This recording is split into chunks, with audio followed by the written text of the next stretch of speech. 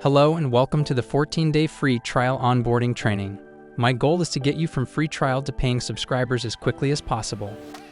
Are you ready to do this? Okay, let's go. First things first, you need to be able to get paid. To get the most out of your 14-day trial, you must be connected to Stripe.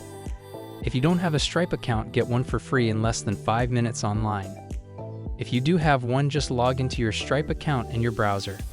Then open PromptROI and click Billing on the left-hand side. On the right, you'll see Connect Stripe.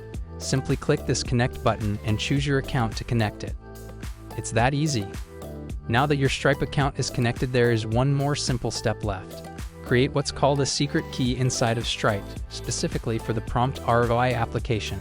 So go to dashboard.stripe.com/API keys. Click the button here that says Create Secret Key. Name the key something like PromptROI, then you'll see the key on the screen. Just click into this area and the key will get copied to your clipboard. Finally, go back to PromptROI into Settings, White Label, Subscribers, and paste your secret key into this spot here that says Stripe Authorization Key.